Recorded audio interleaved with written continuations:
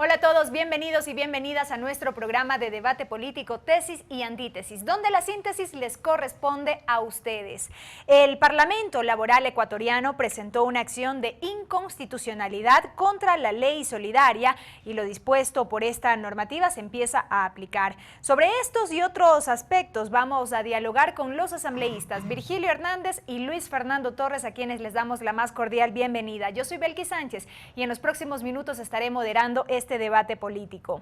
Tesis y Antítesis llega a ustedes a través de la señal abierta de Televisión Legislativa del Ecuador en los canales 42 en Quito, 22 en Guayaquil, 27 en la ciudad de Cuenca, también por la web a través de envivo.asambleanacional.gov.es. Nos escuchan además todos los lunes por la frecuencia de la radio de la Asamblea Nacional y también por la Flaxo Radio. Agradecemos por la reproducción de este programa a la red de canales comunitarios regionales del Ecuador Asociados Se Crea y al portal de noticias ecuadorenvivo.com. Aquí iniciamos y vamos a arrancar con un resumen de los últimos sucesos.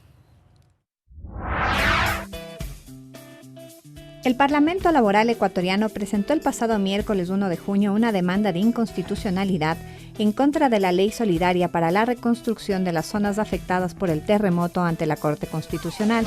Según Jaime Arciniegas, titular del Parlamento ecuatoriano, a través del establecimiento de la contribución de un día de sueldo, se viola el artículo 328 de la Constitución de la República, en el que se señala que la remuneración será inembargable salvo para el pago de pensiones por alimentos. Arciniegas cuestiona que una contribución no puede ser obligatoria y que para el respectivo descuento es necesaria la autorización del trabajador. En el ambiente electoral, el ex rector de la Universidad Andina Simón Bolívar, Enrique Ayala Mora, aceptó terciar en primarias como precandidato presidencial por el Acuerdo Nacional por el Cambio, organización que agrupa a varias organizaciones políticas y sociales de centro e izquierda. Asimismo, el alcalde de Guayaquil, Jaime Nebot, indicó que en 15 o 20 días la Unidad de Progreso y Libertad dará información del camino hacia el proceso electoral, lo que incluye nombres de candidatos. Y bien, asambleísta Hernández, iniciamos con usted. El pasado miércoles el Parlamento Laboral Ecuatoriano, y ya lo revisábamos, presentó una demanda de inconstitucionalidad contra la ley solidaria por este descuento contemplado en cuanto a un día de salarios. Una primera lectura al respecto. Mire, me sorprende que ahora los dirigentes sindicales opinen exactamente lo mismo que los dirigentes gremiales de las cámaras de la producción. Y lamento realmente que los dirigentes sindicales hagan el papel de tontos útiles de las preocupaciones que tienen los sectores de mayor poder económico aquí en el país. Vamos a decir las cosas como son. ¿Qué es lo que les preocupa a los sectores de poder? El impuesto al patrimonio. Ni siquiera por lo que tienen que pagar. El 0.9, recordemos, tienen que pagar el 0.9, siempre y cuando su patrimonio individual sea superior a $1 millón. Pero esto no les preocupa realmente. ¿Qué es lo que pasa?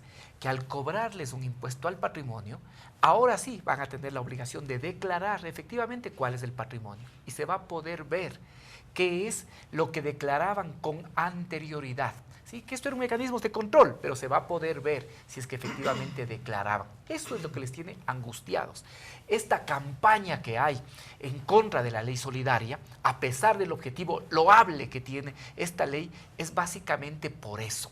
Por eso, no olvidemos que los sectores empresariales buscaron a toda costa trasladar el impuesto al patrimonio individual un impuesto al patrimonio de las empresas, por esta circunstancia.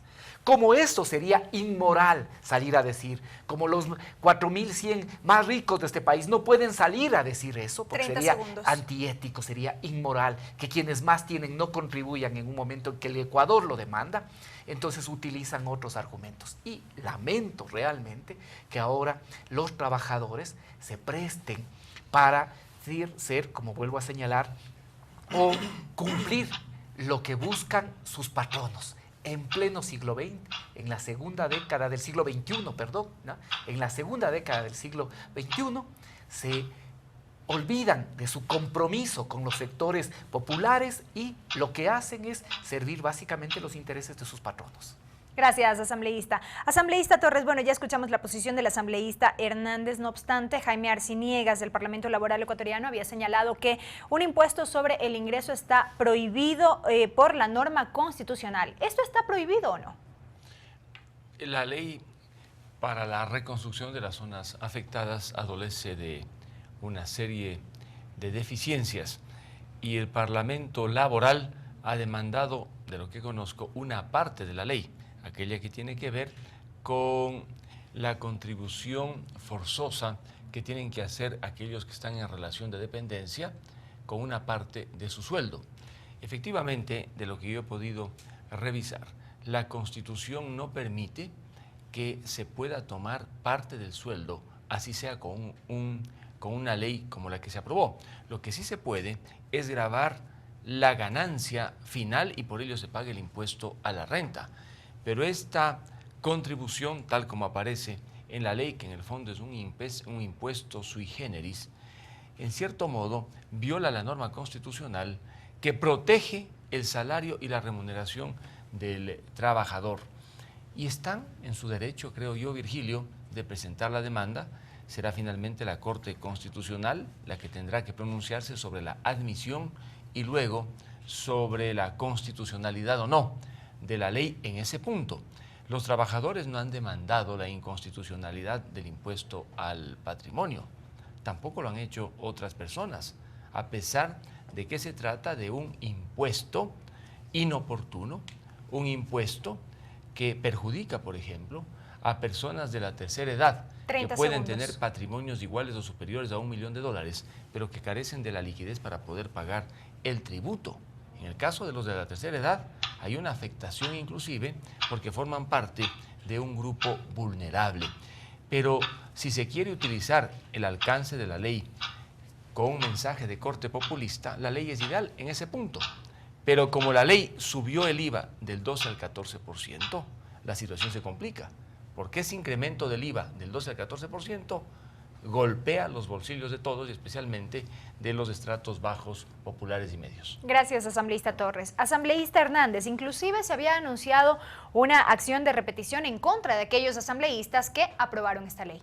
A ver, en primer lugar, sí es su derecho, es un derecho, efectivamente, y que recurran ante la Corte Constitucional. Es más, es lo que se debe hacer en una democracia, no como ciertas autoridades y algunos también abogados que han dicho que no van a acatar ni van a obedecer la ley. Eso sí es absolutamente absurdo. Es su derecho poder recurrir a la Corte Constitucional, pero por eso señalaba que es lamentable que no entiendan los objetivos de quienes están atrás de impulsar un descrédito de esta ley que tiene un objetivo tan loable.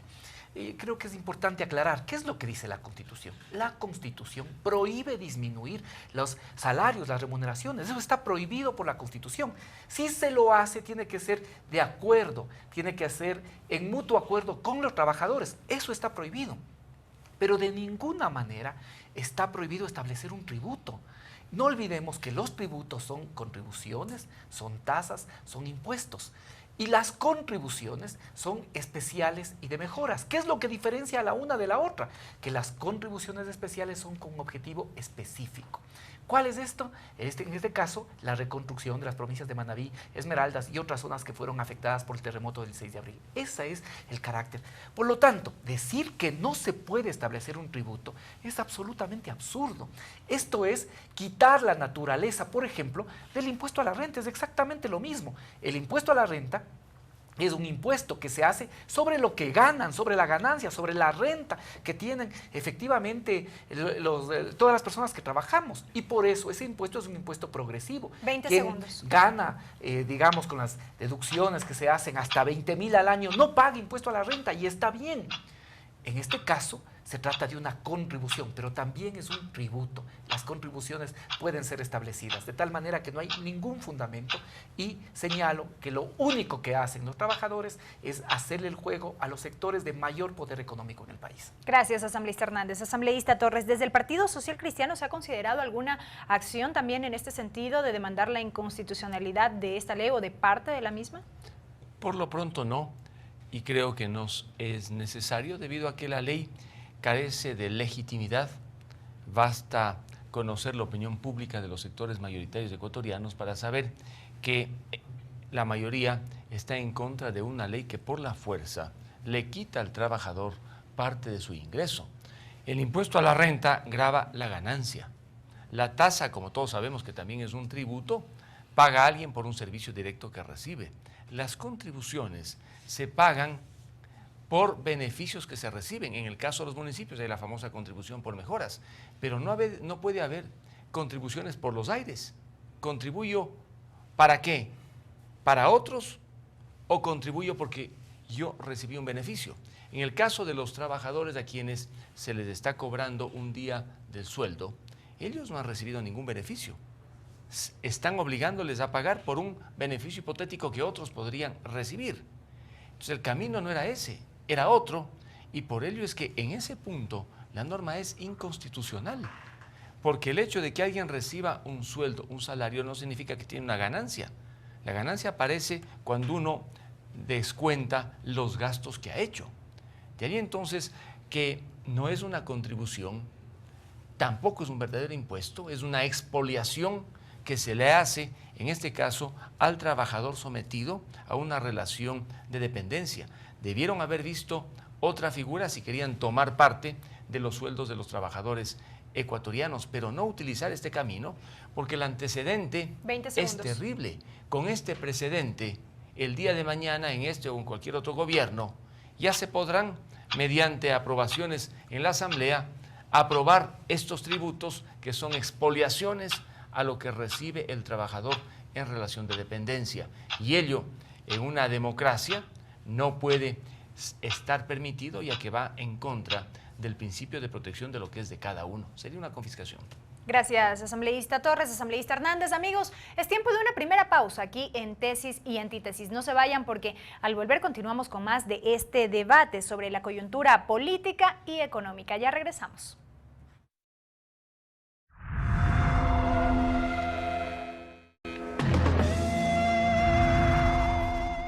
Amigos, estamos de regreso con más de Tesis y Antítesis, donde la síntesis les corresponde a ustedes. Llegamos a sus hogares gracias a la señal abierta de la radio de la Asamblea Nacional y también de Televisión Legislativa del Ecuador. Nos siguen por el portal de noticias ecuadorenvivo.com y también por la Flaxo Radio. ¿Qué sienten y piensan los artesanos sobre la situación económica nacional? Lo vamos a revisar enseguida. A nivel mundial también la situación está complicada, entonces yo creo que el país no puede estar ajeno a esa situación también. Entonces creo que se va a complicar un poco, pero de todas maneras pues todos tenemos que arrimar el hombro.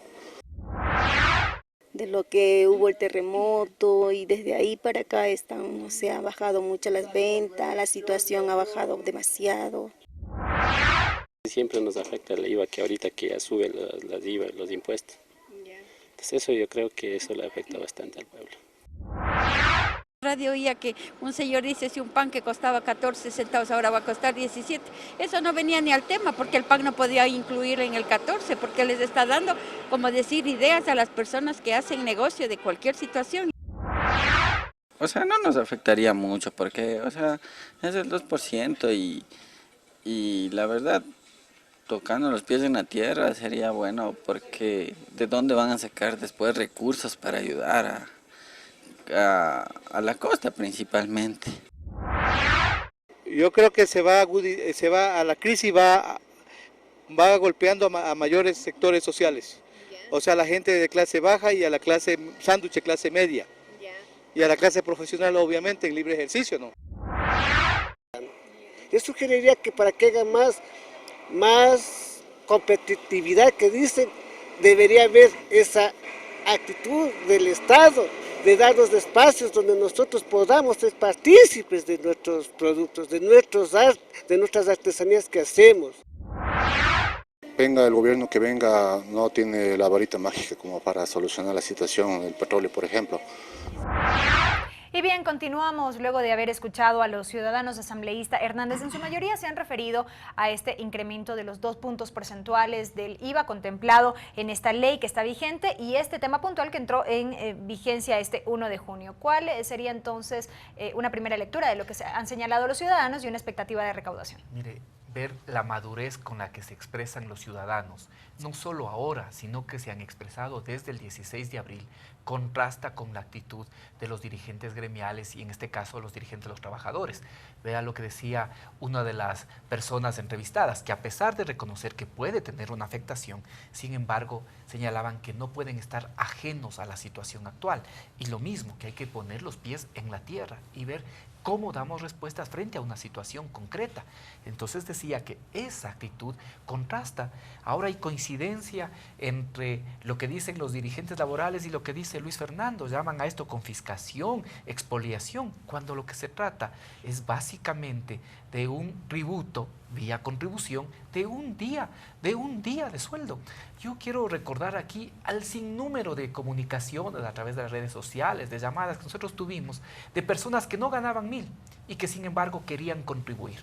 Ahora, los dirigentes sindicales, demostrando que no están para nada conectados con el sentir de sus bases, ponen una demanda de inconstitucionalidad de una de las medidas que es apoyada por el más del 70% de la población.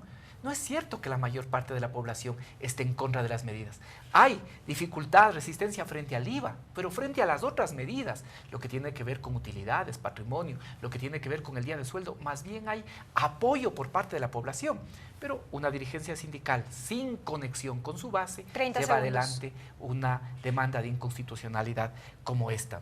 Nosotros, para también contestar a su pregunta, no tememos a una posible repetición, más allá de que eso también es inaudito jurídicamente. Es un tema que está sujeto a la discusión de los asambleístas y los asambleístas obtenemos opciones para votar, sí, no, abstención. Quienes creíamos que hay que poner recursos para reactivar Esmeraldas, Manabí y las zonas afectadas por el terremoto, votamos favorablemente y nos responsabilizamos de eso. Gracias, asambleísta. Asambleísta Torres, la Secretaría Nacional de Planificación y Desarrollo, SEMPLADES, determinó que la reconstrucción tomará al menos 3.344 millones de dólares. ¿Qué le parece a usted esta cifra? Es aproximadamente la misma cifra que anunció el presidente de la República, a ojo de buen cubero, la que también ha sido corroborada por el prefecto de la provincia de Manabí. Lo que habría que preguntarse es básicamente el tiempo en que se esperaría gastar esos 3.000 millones de dólares. Si se va a necesitar de 3 años, ello significa que anualmente se demandará de unos 1.000 millones de dólares. Y si esto es así, la ley que aprobó la Asamblea y que subió el IVA del 12 al 14% no estaría justificada, porque si solamente se requieren 1.000 millones de dólares por año para la reconstrucción y ya habían obtenido aproximadamente esa cantidad de préstamos internacionales, ¿para qué subieron el IVA y otros impuestos más? ¿Acaso para tener una recaudación adicional que le permita mejorar la liquidez al fisco? Porque si un problema tiene este momento el Ecuador, es el fisco, que tiene iliquidez. Y otro problema es el de la economía real, de la familia, de la empresa, del negocio, que también se encuentra ilíquida. Y resulta que los pocos recursos que existen en la economía real, en las familias, en los hogares, en las empresas, a través de los impuestos, los nuevos y aquellos que los han aumentado, están transfiriendo al sector fiscal, con lo cual no se resuelve completamente el problema fiscal, porque lo que le llega a través de impuestos es insuficiente, y se agrava el problema de iliquidez también en el sector de la economía real, con menos recursos, de tal manera que la gente tiene, por supuesto, menos recursos en el bolsillo para comprar, para demandar, y si no compran no hay producción y no hay venta, y viene el círculo vicioso de la recesión y de la angustia económica. Gracias, asambleísta Torres. Asambleísta Hernández. Sí, a ver, efectivamente ya en esta semana se hizo público una primera valoración, no solo de SEMPLADES, sino también ahí participaron otros organismos como la propia CEPAL. Señalan que el monto de la reconstrucción puede estar superior a los 3.300 millones, de los cuales para el sector social, para reconstruir el sector social, es el 41% de esos recursos, del sector productivo el 31%, para recomponer la infraestructura el 26% y para otros el 2%. Además, esto también es importante señalar, se mira que esto tendría fases, y una primera fase hay que poder inyectar todos los recursos posibles. Se calcula que en este año se podrá más o menos invertir por lo menos 2.200 millones, que pueden venir de aportes del presupuesto general del Estado, 193 millones, líneas contingentes, 660 millones, se podría ahí contar siempre y cuando no haya condiciones con los 400 millones y adicionalmente los 1.000 millones que podría producir la ley solidaria. ¿Qué va a significar con estos 2.000 millones, Luis Fernando? Que el proceso de reconstrucción va a avanzar más rápido. Esto es importante que podamos ver, que va a avanzar con mayor rapidez, porque hay miles de familias que están damnificadas, porque hay miles de familias que están esperando efectivamente la acción efectiva del Estado. Aquí el Estado ha jugado un rol central, y el Estado no solo es el gobierno central, el Estado tiene que ver también con los gobiernos autónomos centralizados que han cumplido un papel, con el gobierno nacional. 30 y segundos. no solo hay que calcular los costos de la reconstrucción, Luis Fernando, creo que ahí hace falta ver una mirada con mayor, tener una mirada con mayor sensibilidad. Es la reconstrucción, pero adicionalmente también son las pérdidas, ¿sí? Son las pérdidas, son los costos adicionales y lo que se dejó de ganar. Hay sectores en que pueden no haberse perdido los activos, pero en cambio se acabó la actividad. Todo eso toca considerar, de tal manera que estos recursos están absolutamente justificadas y más bien el tiempo nos dará la razón de haber aprobado y haber tomado estas medidas. Gracias, asambleísta Hernández. Asambleísta Torres. De lo que expresa Virgilio, el 26% de esos 3.300 millones de dólares se requieren para restablecer la infraestructura. Cuando hablamos de infraestructura, entiendo que estamos hablando de la infraestructura física, carreteras, edificios escolares, eventualmente centros de salud, retenes de policía, obras de alcantarillado y de agua potable. En otras palabras, en cuanto a la obra física que uno puede ver, medir y constatar, no se va a requerir más de 700 millones de dólares. Para el resto, esto es la reconversión productiva, la asistencia social, se va a requerir el resto. Pero allí sí viene un tema que tiene que ser debidamente estudiado. ¿Qué se entiende por reconversión productiva? Si alguien perdió su negocio, ¿se está pensando acaso en abrir una línea de crédito para que pueda rehabilitar el negocio? Porque el Estado no puede regalarle dinero a alguien y decirle, aquí tiene $100.000, $500.000 y restituya lo que perdió en un negocio. Igualmente, en el área social, ¿de qué hablamos? ¿Cuál es el problema real? Hay más pobres, por supuesto, hay gente que sufre, hay niños. ¿Cómo se va a canalizar esa asistencia? ¿Bonos? ¿Donaciones directamente desde el Estado? Por ello es que la cifra de los 3.300 millones de dólares… 30 segundos. Yo la veo que todavía es opaca, es una especie de nebulosa. Han identificado en obra física 700 millones de dólares. Allí no hay ningún problema. El resto, en cambio, tiene que ser suficientemente analizado, sobre todo para ver cómo se entrega, cómo se canaliza, cuál va a ser el rendimiento social en unos casos y en otros el rendimiento económico. Y la ley que aprobó la Asamblea Nacional se aprobó antes de contar con estas cifras. Fue una ley aprobada con palo de ciego en cuanto a las necesidades reales y objetivas que tenían aquellos que están en las zonas afectadas. No vamos a hablar aquí de muertos o heridos, sino objetivamente de las cifras, porque solamente así se justifica una ley que sube los impuestos. Gracias, asambleísta Torres, asambleísta Hernández. Amigos, nos vamos a una nueva pausa en este programa, pero no se vayan porque al volver estaremos ya con el último bloque de tesis y antítesis y las reflexiones finales de los asambleístas Virgilio Hernández y Luis Fernando Torres sobre el tema que abordamos esta semana, un poco la coyuntura económica y política. Ya regresamos.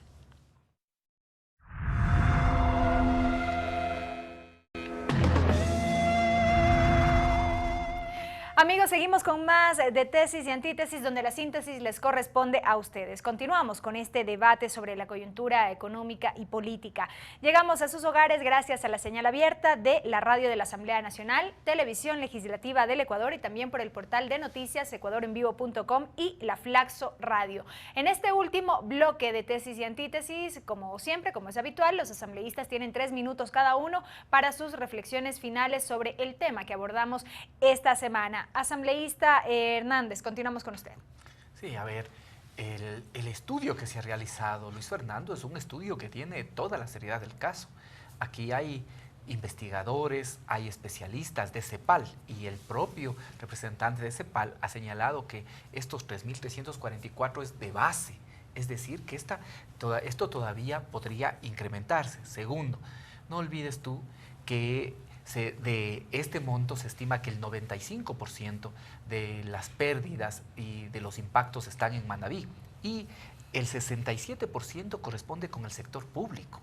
De tal manera que ahí se van a requerir los recursos. Adicionalmente, y en la ley está prevista, Luis Fernando, están previstas que existan líneas de crédito preferenciales, obviamente, porque hay que ayudar a reactivar también la actividad económica. Están previstos bonos, están previstos incentivos, desde para quienes son familias acogientes hasta para el tema de vivienda. Y hay realmente una situación en todo lo que tiene que ver con destrucción de viviendas que amerita reflexionar. 13.962 viviendas a nivel urbano y 15.710 a nivel rural. El sector rural fue fuertemente impactado. Entonces, hay líneas de crédito, hay bonos. Está pensado también una serie de incentivos, exoneración del pago del impuesto a la renta, una serie de incentivos como exoneración del pago del impuesto a la salida de divisas, por ejemplo, si es para reponer todo lo que significa bienes de capital, de tal manera que todo eso comprende este proceso. Me parece que este es uno de los temas fundamentales y, como bien dijo el presidente de la República en su informe, será una de las prioridades que tengamos también en este año. Asambleísta Hernández, bueno, quedando claro este punto, básicamente este programa nos hemos centrado mucho en lo que tiene que ver con la ley solidaria a propósito de los últimos acontecimientos en esta semana, pero también hemos visto que en cuanto a la coyuntura política también han existido novedades, porque seguimos hablando de que este es un año preelectoral, se sigue un poco moviendo allí el tablero y ciertas intenciones de quienes podrían ser futuros candidatos a la presidencia de la República. Hemos visto, por ejemplo, lo ocurrido con Enrique Ayala Mora esta semana, hubo un pronunciamiento al respecto de su parte, no hay una decisión en firme de su lado. Un poco comentar aquello también. Bueno, sí, hemos podido ver que a través de los medios algunos amigos han propuesto su nombre para que sea candidato presidencial, y de esos casos tendremos mucho en este año, ¿no? Se reúnen un grupo de amigos, de socios, y proponen un candidato, ¿no? Otra cosa es ver si ese candidato puede tener o no opciones y posibilidades de tener algún tipo de participación relevante en la campaña electoral. Todos tienen derecho. Ahora falta saber que las personas que se presenten puedan tener propuestas concretas frente a la situación ya económica, ¿no? No nos vaya a pasar lo de Argentina, ¿no? Cuidado, después hay arrepentidos como ahora en Argentina que votaron a Macri, y después de que Macri implementa las mismas recetas neoliberales hay arrepentimiento, ¿no? Creo que es importante que puedan señalar cuáles son sus propuestas, cuáles son sus planteamientos, cómo enfrentar la situación económica, cómo seguir este camino de poder desarrollar el país sin golpear al pueblo ecuatoriano. También es importante ver qué van a hacer respecto del tema de la reconstrucción. He oído que el abogado Nebot ha dicho que en 15 días van a presentar quizá algunos posibles candidatos y también programas y propuestas. Ahí ya empezaremos a mirar. Todos tienen derecho, hay que ver efectivamente en quién confía el pueblo ecuatoriano, y yo de lo único que estoy seguro es que el pueblo no quiere regresar a lo que era el Ecuador antes del 2007. Gracias, asambleísta Hernández. Asambleísta Torres, en este mismo sentido, un poco vamos cerrando el tema que hemos abordado a lo largo de este programa para aterrizar también en lo que tiene que ver con la coyuntura política. El tema económico es el tema nacional, y es el tema porque el fisco, como dije anteriormente, tiene serios problemas de iliquidez. Igualmente, la economía real, en la familia hay menos dinero, en la empresa existe menos recursos, y el círculo económico cada día se mueve más lentamente, y ello al final genera, digamos, desempleo, porque no hay inversión, porque no hay ventas, y afecta socialmente a quienes, habiendo tenido un empleo, lo perdieron, o a quienes, habiendo tenido la expectativa de tener un empleo, simplemente se quedaron sin esa posibilidad y expectativa. Lo que falta, y no se dijo en el informe presidencial, es la situación dramática del fisco ecuatoriano. ¿Cuánto se necesita para terminar el año 2016?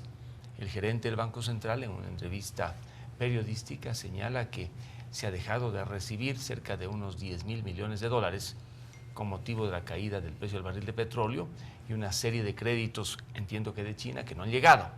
10.000 millones de dólares menos para el fisco y para la economía. Por doble vía, entonces, se complica la situación económica y faltan en este tema claridades, algunas certezas y cifras. Una de las omisiones, digamos, que no tienen justificación en el informe de la Nación fue esta, no haber presentado objetivamente el drama económico del Ecuador. Ya en medio de todo esto y de esta coyuntura económica, asambleísta Torres, de aquí en más, ¿cómo se mira el panorama en el ámbito político a propósito de esto que comentábamos con el asambleísta Hernández y ciertas candidaturas que un poco empiezan a salir a la luz? Está calentándose el ambiente político. En el lado del oficialismo hay tantas especulaciones sobre la forma como se integraría ese binomio, si Moreno, si Glass, inclusive se le menciona a la actual presidenta de la Asamblea Nacional. Otros inclusive analizan o especulan sobre la posibilidad de que la Corte Constitucional declarara inconstitucional la norma, la enmienda que le prohibía al presidente participar. En ese escenario, ¿qué pasaría? En el lado de la oposición también hay muchos, digamos, aspirantes que con legítimo derecho esperan asumir el poder el año 2017. Veo que el doctor Enrique Ayala Mora ha sido propuesto por un grupo de intelectuales. Me parece interesante la forma como ha nacido esa precandidatura y la invocación que han hecho el doctor Ayala a una gran unidad. 30 segundos. Por el lado del Partido Social Cristiano y de otras fuerzas más, se vienen realizando una serie de reuniones, especialmente para identificar los principales problemas del país y presentarle un plan, porque sería un gravísimo error solamente tratar de llegar por llegar el 2017 y no saber cuál es el problema que uno tiene que enfrentar desde el poder y cuáles son las soluciones que llevarían primero a estabilizar la economía y a generar las condiciones para que haya más empleo y más trabajo, alentando la inversión, sobre todo privada. Y habrá que estar entonces atentos a lo que ocurra de aquí en más. Gracias, asambleísta Torres, asambleísta Hernández, por sus criterios, amigos. Ustedes ya lo han escuchado. Recuerden que aquí en Tesis y Antítesis, la síntesis, como siempre, les corresponde a ustedes. El video de este debate lo pueden encontrar en nuestro canal de YouTube y en la página de Facebook del programa Tesis y Antítesis. Agradecemos por la reproducción a la red de canales comunitarios regionales del Ecuador, asociado se crea, al portal de noticias ecuadorenvivo.com y también a la Flaxo Radio. Será hasta la próxima semana.